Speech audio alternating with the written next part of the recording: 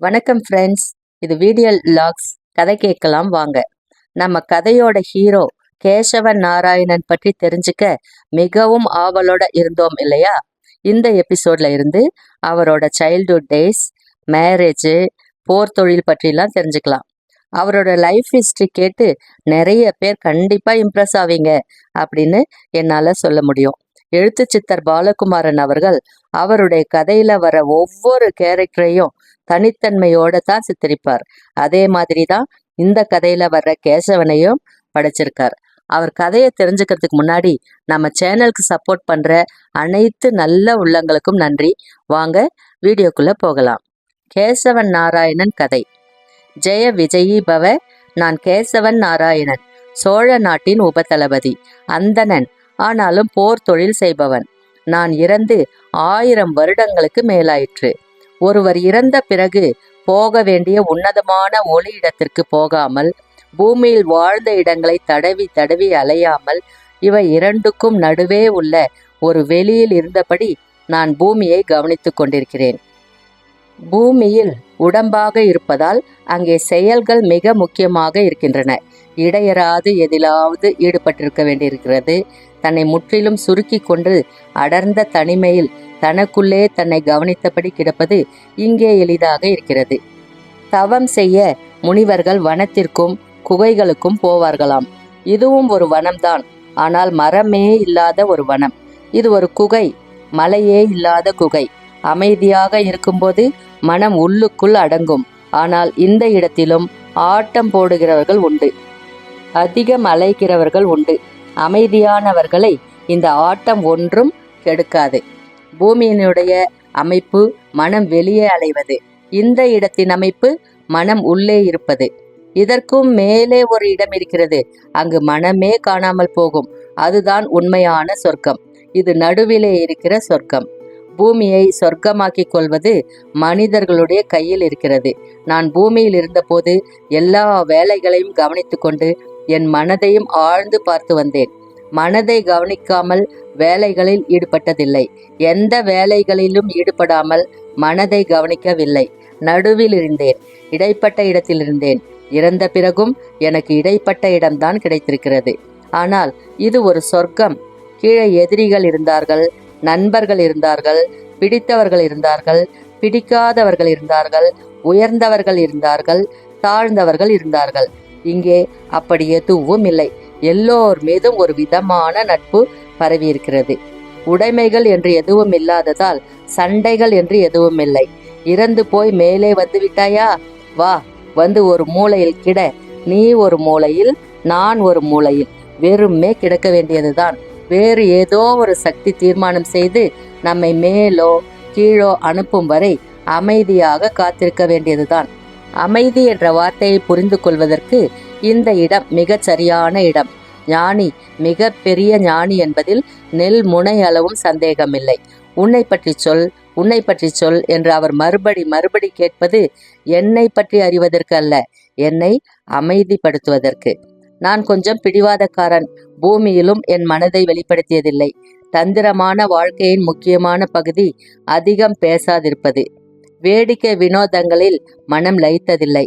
யாராவது மனமுருக பாடினால் நான் எழுந்து நகர்ந்து விடுவேன்.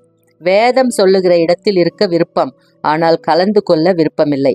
கோயில்கள், பூஜைகள், ஹோமங்கள் என்று எது நடந்தாலும் கூட்டத்தை வகைப்படுத்த உதவி செய்வேனே தவிர அந்த தெய்வம் என்னை காப்பாற்றும் என்று நம்பியதே இல்லை. அதே நேரம் தெய்வங்கள் இல்லை என்று வாதங்களையும் நான் புறக்கணித்து விடுவேன். ஏனெனில் தெய்வம் இருக்கிறது என்று எப்படி தெள்ளத் தெளிவாக நிரூபிக்கப்பட முடியவில்லையோ, அதே போல இல்லை என்பதும் நிரூபிக்கப்படாத விஷயமாகத்தான் இருக்கிறது என்பது என் இளம் வயதிலேயே புரிந்து போயிற்று. செவ்வகமாக செதுக்கப்பட்ட ஒரு உறுதியான மரத்தை கொண்டு வந்து, இதுவே சிவன், இதுவே சிவலிங்கம் என்று என் தாய் ஒரு நாள் சொன்னாள். அதற்கு முழுவதும் மஞ்சள் தடவி அதன் எதிரே திருநீறு வைத்திருப்பாள். சூடான அரைக்காற்று வெளியே போவதால் அந்த இடம் குளுமையாக இருக்கும். குளித்து சமைத்த உணவை அம்மா அந்த மரக்கட்டைக்கு எதிரே வைத்துவிட்டு எங்களுக்கு பரிமாறுவார். இதுதான் பூஜை. ஆனால் எங்கள் வீட்டில் இருக்கிற இருபுற திண்ணைகளும் அந்தணர்களால் நிரம்பி வழியும்.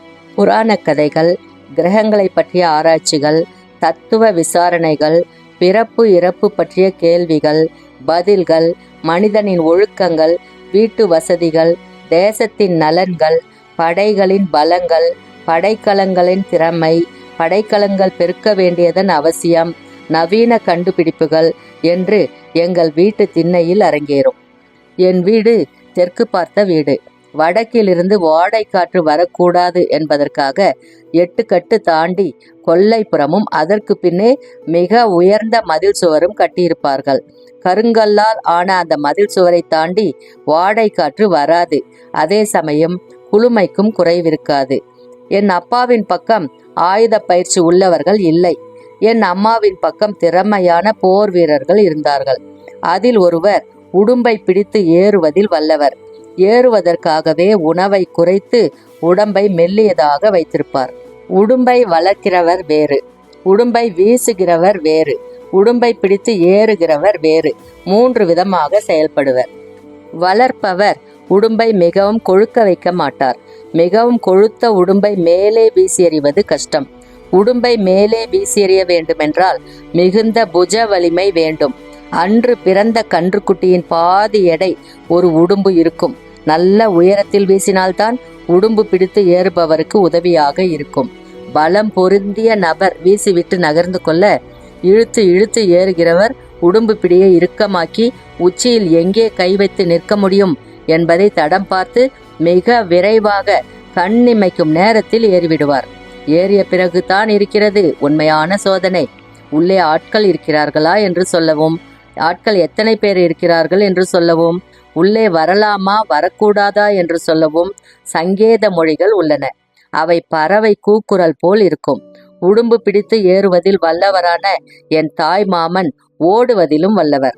இரவோடு இரவாக எதிரி படைகளின் ஊடே போய் தங்கி தக்க நேரத்தில் தான் வேறு ஆள் என்பதை காட்டி அவர்கள் விரட்டி பிடிக்க அவர்கள் கையில் சிக்காமல் ஓடி வருவார். 4 திசைக்கும் மான் போல துள்ளி பாய்ந்து ஓடுவார். எதிரி படையின் திசை அவரால் கலைக்கப்பட இந்த பக்கம் உள்ள சோழப்படை பல்வேறு விஷயங்களை வேகமாக சாதித்து கொள்ளும். மெல்லியதாக இருப்பதால் மூங்கில் மீதும் வாழை மட்டைகள் மீதும் நின்றபடி ஆற்றை கடப்பார்.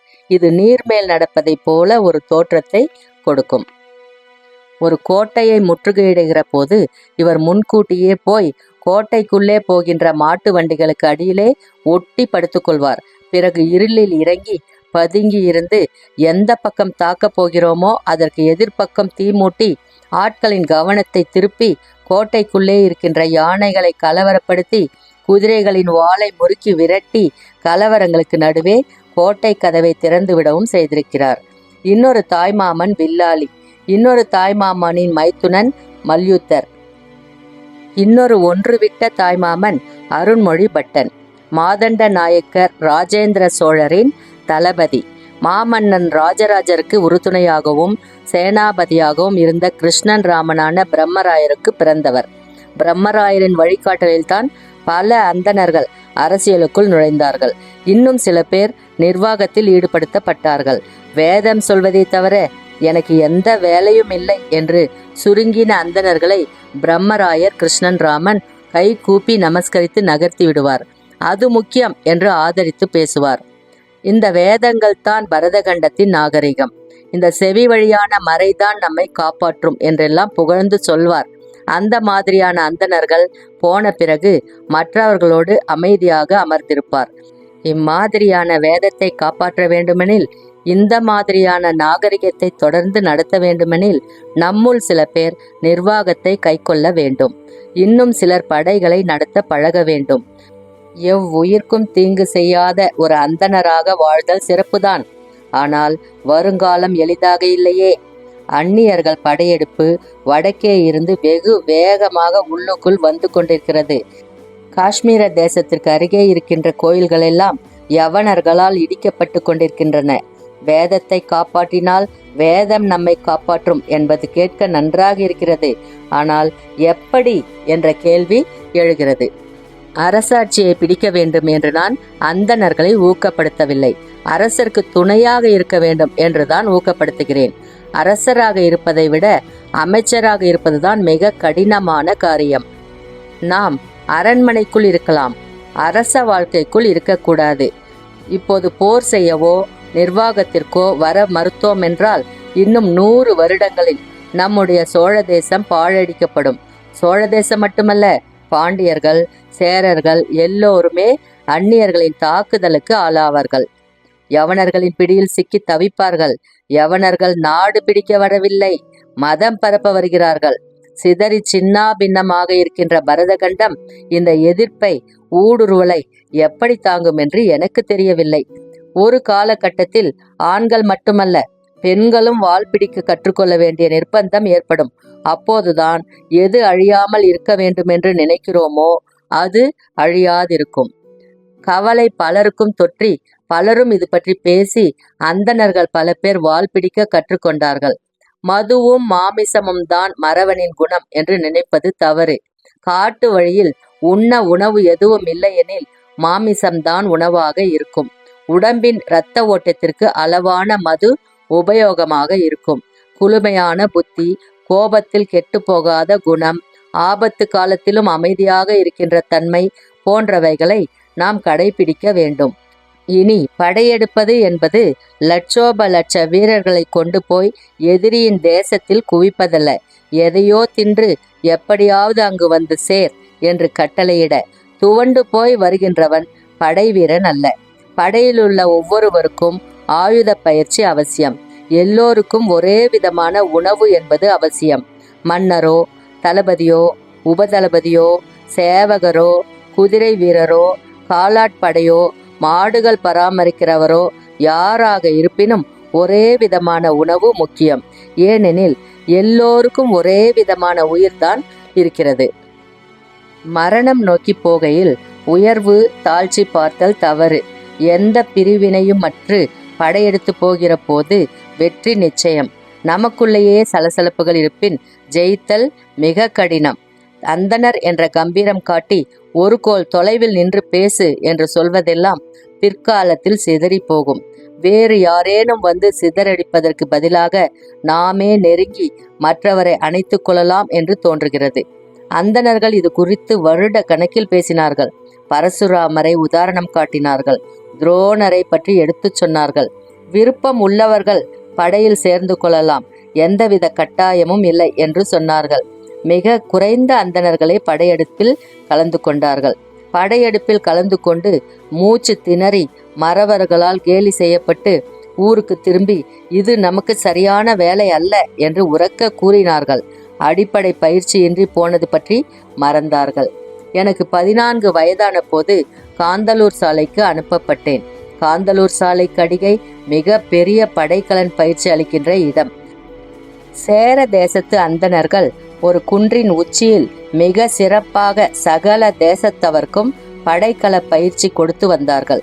அங்கு பயிலும் வரையில் காந்தலூர் சாலை கடிகைக்கு உட்பட்ட மாணவனுக்கு குருவே சகலமும். காந்தலூர் சாலையின் கேயூரம் வாங்கி புஜத்தில் அணிந்து வெளியே வந்த பிறகு அவனுக்கு சொந்த ஊர் எதுவோ அங்கு போகலாம். அந்த படையில் கலந்து கொள்ளலாம். 5 வருட படிப்பு அது. நான் 6 வருடம் படித்தேன். 1 வருடம் நாவாய்கள் பற்றி தெரிந்து கொள்ள என்னை மேற்கு பகுதிக்கு அனுப்பினார்கள். 3 மாதம் கடலிலேயே வாழ்ந்தேன். எனது இடது கையில் 5 வருட படிப்பிற்கான கேயூரம் இருக்க, வலது கையில் படகு பொறித்த இன்னொரு கேயூரமும் அணிவிக்கப்பட்டது. செம்பட்டையான மிக நீண்ட முடியுடன், கூரிய மீசையுடன், உயரமாய் அகலமாய், துடுப்பு போட்டு திரண்ட புஜமுமாய், நரம்பு புடைத்து விழிகள் சிவக்க வீட்டிற்கு வந்த என்னை கண்டு எல்லோரும் வியந்தார்கள். அம்மாவுக்கு என் முகம் மிரட்சியாக இருந்தது. அப்பாவுக்கு சந்தோஷமாக இருந்தது. உறவினர்கள் பெருமை பொங்க சுற்றி வந்து என் உடம்பை தொட்டு பார்த்தார்கள். ரிக்வேதம் 4வது சாகை ஞாபகம் இருக்கா? சொல்லு பாப்போம். நான் இன்னும் அந்தணனாக இருக்கிறேனா என்று சோதித்து பார்த்தார்கள். நான் சொன்னதும் வாயடைத்து போனார்கள். இவர்களை பற்றி தெரியும். வெறும் ஒரு பெண்ணை பற்றி பேசினால் போதும். ஒரு நாளைக்கு 3 பெண்ணாம், ஒரு நாள் இருந்தவ மறுநாளைக்கு இல்லையாம் என்று பெரிதாக பொய் பேசுவார்கள். அப்பாவும் வேறு சில அந்தணர்களும் சேர தேசத்து அரசியல் பற்றியும் காட்டு வழியில் இருக்கின்ற கொள்ளைக்காரர்கள் பற்றியும் கேள்வி கேட்டார்கள். உள்நாட்டு அரசியலை விவரித்தார்கள். மன்னர் ராஜராஜர் கோயில் கட்ட திட்டமிட்டிருப்பதையும் ராஜேந்திர சோழர் இலங்கை சென்று படையெடுத்து மீண்டதையும் பெரிதாக பேசினார்கள். ஒரு நாள் விடிந்து வெயில் பரவிய நேரத்தில் கருப்பு தலைப்பாகையோடு கூடிய மெய்க்காவல் படை வந்தது. ராஜேந்திர சோழனின் மெய்க்காவல் என்று முத்திரை மோதிரம் காட்டியது. தகப்பனாருக்கும் ஊர் தலைவருக்கும் வணக்கம் சொல்லிற்று. என்னை அழைத்து போக விரும்புவதாக விவரம் கூறிற்று. தஞ்சை அருகில்தான், போய்விட்டு வந்து விடுகிறேன் என்று துள்ளினேன். வேறு எங்கேனும் பயணப்படும் முன்பு நீ இந்த ஊருக்கு வந்து எங்களை பார்த்து விட்டுதான் போக வேண்டும். இது ஆணை. அவர்கள் எதிரே அப்பா சற்று கோபமாக என்னை பார்த்து சீறினார். நான் சரி என்று தலையசைத்தேன். ஒரு நாள் முழுவதும் ராஜேந்திரருக்காக காத்திருக்க வேண்டியிருந்தது. உடனே வருவார் என்று சொல்லப்பட்டது. பிறகு பிற்பகல் என்று சொல்லப்பட்டது. பிறகு மாலையில் பார்ப்பார் என்று சொல்லப்பட்டது. கால் நீட்டி மாளிகையின் திண்ணை பக்கம் படுத்து கொண்டிருந்த போது சத்தமில்லாமல் ஒரு குதிரை வந்தது. சட்டென்று நான் எழுந்து அமர்ந்து கொண்டேன். மற்றவர்கள் படுத்து கொண்டிருந்தார்கள். குதிரையிலிருந்து கீழே குதித்தவர் எனக்கு அருகே வருவதற்குள் 10-15 குதிரைகள் வந்துவிட்டன. சத்தம் கேட்டு 2 பேர் விழித்தார்கள். நல்ல உறக்கத்தில் இன்னும் 3 பேர் இருந்தார்கள். சட்டென்று தீப்பந்தம் வரவழைத்து எங்கள் முகத்தை மாதண்ட நாயக்கர் ராஜேந்திர சோழர் ஆராய்ந்தார். நாளை காலை இவர்களை அரண்மனைக்கு அழைத்து வா என்று சொல்லிவிட்டு குதிரை ஏறி அமர்ந்தார். படுத்திருந்தவர்களை கேலியாக பார்த்தார். வந்த வழியே குதிரை திரும்பி ஓடிற்று. என்ன நண்பர்களே, கேசவன் நாராயணன் பற்றி கேட்கும்போது உங்களுக்கு என்ன தோணுது? 1000 வருடங்களுக்கு முன்னாடி வாழ்ந்த வாழ்க்கை கண் முன்னே வருகிறதா? அந்த கால பழக்க வழக்கங்கள் மற்றும் கேசவன் நாராயணன் வாழ்க்கை பற்றியும் மேலும் வருகிற எபிசோட்ல தெரிஞ்சுக்கலாம். இப்ப டிப்ஸுக்கு போயிடலாம். எவ்வளவு வசதி வாய்ப்பு இருந்தாலும் நான் இருக்கிறேன், கவலை வேண்டாம் என்று சொல்லக்கூடிய சில நண்பர்களையாவது சம்பாதிக்கணும். அதுதான் பெரிய சொத்து. நட்பு இல்லாத வாழ்க்கை உப்பு இல்லாத உணவு போல சுவையற்றது. நண்பர்களே, நான் கதை சொல்ற விதம் உங்களுக்கு பிடிச்சிருந்தா தொடர்ந்து சப்போர்ட் பண்ணுங்க. மீண்டும் அடுத்த வீடியோல கேசவன் நாராயணனோட பயணிப்போம். நன்றி, வணக்கம்.